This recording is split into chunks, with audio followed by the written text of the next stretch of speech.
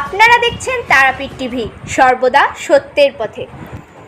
বোলপুর শহর প্রস্তুত হচ্ছে তৃণমূল নেতা অনুব্রত মণ্ডলের আগমনের জন্য।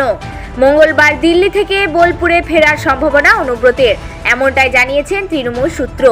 তার বোলপুরের বাড়ির পথে ইতিমধ্যেই তৈরি করা হয়েছে স্বাগত তোরণ ব্যবসায়ী সমিতির পক্ষ থেকে।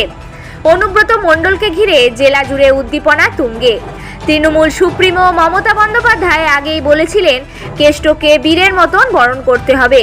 সেই অনুযায়ী বোলপুর শহরে একাধিক জায়গায় অনুব্রতের ছবিতে শহর সাজানো হচ্ছে। দলীয় কর্মীরা ইতিমধ্যে জোর কদমে কাজ শুরু করে দিয়েছে। 20 সেপ্টেম্বর দিল্লির রাউজ এভিনিউ আদালতে গরু পাচার মামলায় জামিন পেয়েছেন অনুব্রত মণ্ডল। যদিও এখনও তিনি তিহার জেলেই রয়েছেন। নথি সংক্রান্ত প্রক্রিয়া শেষে সোমবার তিনি মুক্ত হবেন বলে জানা গিয়েছে। Bureau report, Tarapith TV.